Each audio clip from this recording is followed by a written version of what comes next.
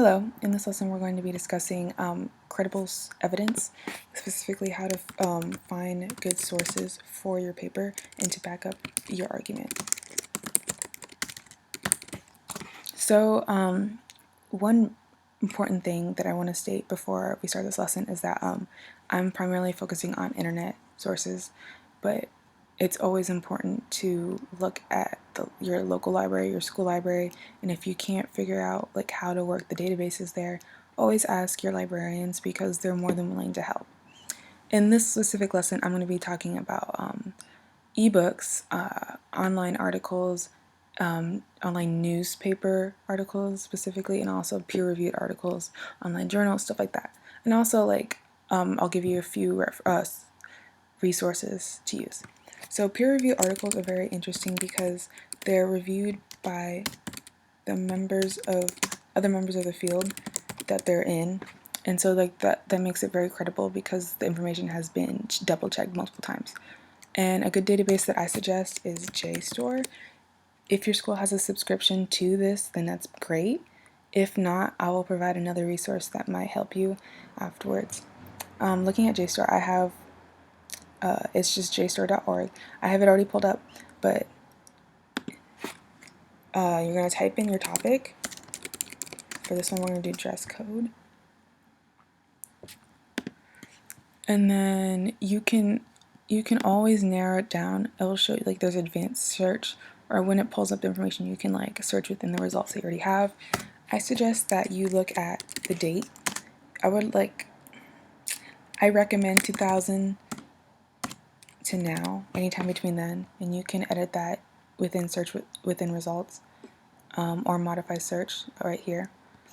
So once you find something that looks appealing to you and to your topic, you can read the information here and also like the title and stuff. I'm gonna go with this one. So Return of the Dress Code. It has the article in the webpage, but I highly recommend doing download PDF because it's easier for you to read and navigate. Just make sure that, because when you download the PDF, just make sure that you have citation for it and that you don't forget to get the citation, because you don't want to have your paper finished and it's like the night before it's due and you have to go back and look at all your sources because all you did was download the PDF and not write down the information. JSTOR is really good about putting the citation or the article information very clear and at the top.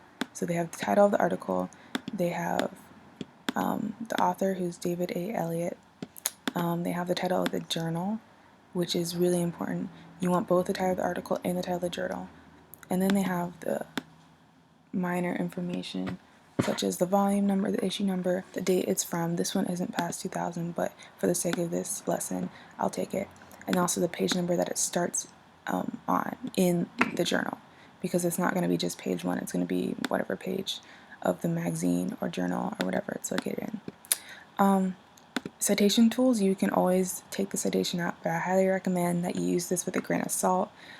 Purdue OWL is a great source for both MLA and APA citation. For this class, you're using MLA, remember that.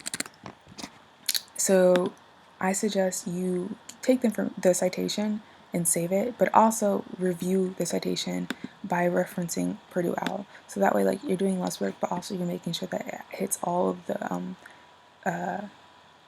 points that you need to get full points on the bibliography. So for Purdue OWL, like, you can always choose you can search based on the article type or the source type.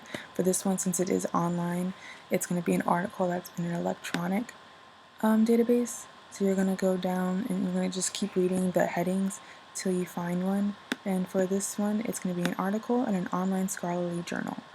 And this is going to give an example. So you're going to have the author, the title in quotations, the title of the journal in italics, and then the issue, dates, volume, page number, and the format, which would be web. But there are multiple ways. Like, Purdue OWL has all kinds of citation methods. So like for YouTube videos, there's one. For a tweet, just make sure that like you reference this before turning in your assignment. So another important part of JSTOR is like the journal info.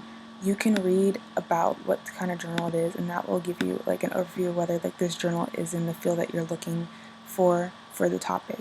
So this one, since my topic is about high school dress code, the title alone shows that it deals with education in America and it's secondary education, so middle school and high school. And then you can read and say that it focuses on issues of concern to administrators, and that's dress code policies is an issue of concern to administrators. And it also gives you how long the magazine or the journal has been running, which is always important. So that's JSTOR. Going back to when I mentioned if you don't have a subscription, I recommend Google Scholar. You just type in scholar.google.com, or you can Google it.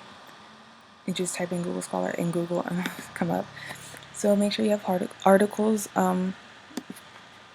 chosen, then type in the topic. This one, it's going to be, it's interesting because it gives you the authors, the date, and the URL to find it. It also gives you how many times it was cited, and that shows you how popular this article is. It gives you the format of the source, so book, or also PDF doc, sorry, if you find it from this one, but PDF if you find it here. This one says HTML. So you click on one, and you can narrow your search from the side. But you pick on it, and then you go to the site that the source is being hosted on. And then from that site, you can find their PDF, you can download this PDF. Once again, you can get the citation, but be very careful. Make sure you review that citation, make sure it's accurate.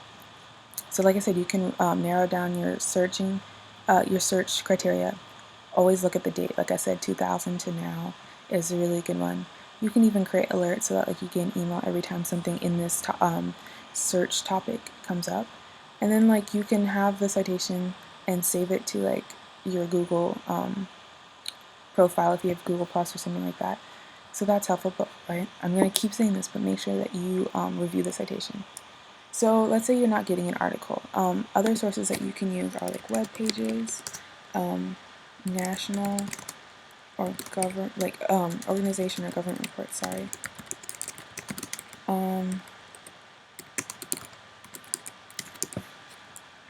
Graphs and stuff that are posted online. So I already pulled up an article from NPR, which stands for National Public Radio. And what you want to look for once you find an article online is, one, is it an organization that you know of, or is the web page hosted on something that you know of? I would always Google that organization or whatever the web page is, whoever's creating the web page, just to see what people think of it. You're going to want to get the author. So for this one, there's two. And then you want to get the date. This one's from June 14th, 2014. And NPR also has the time. It's not necessary for citations, but it's good for you to see, they really care about giving you as much information as possible. When you read through, make sure that you try to get something that is facts over opinion. And I suggest by doing this that you cross-reference any information. And what I mean by that is if you read through in this, so this one says the survey found that has increased from 21% in 2000. So you want to make sure, I would type in the statistic in or where the statistic is from, and see if other articles mention the same statistic, because most likely if 3 or 4 articles mention the same information or the same fact or same data, then it's going to be true, because that is a fact and people are going to use it to support their argument. But if you find a statistic or a line of information in an article, and it you look and you cross-reference and you read other articles and no one else mentions it, the chances are there's a high chance that it's not really accurate. And so just cross-reference. I suggest using 3 other sources just to confirm that this information is accurate. Also, another good thing is if it's neutral, it provides a neutral point of view. It's going to be really hard because any writer is going to bring their bias into it, but if they try really hard, as hard as they can, to make it neutral and just give facts rather than opinion, like I said, then you know that the article is going to be trustworthy. So that's all I have for credible evidence. I suggest that you, like I said, cross-reference, but also just like make sure that you check multiple sources to make sure the information you're getting isn't just like someone bringing it up to get like popularity or something. Like really do your research and try really hard. Like I said, refer to Purdue OWL. You're going to want something that's current. You're going to want something that has a clear author, not like very vague. If it doesn't have a clear author or clear date, I would second guess that. And if you can find a better source with all that information available, do it. But yeah, that's going to be this lesson, the final lesson in the series. To prove that you've listened, I would like you to create a blog post where you list at least 3 sources and what led you to believe that it's a credible source. So let's say I used the NPR source. I would say there's a date that's current.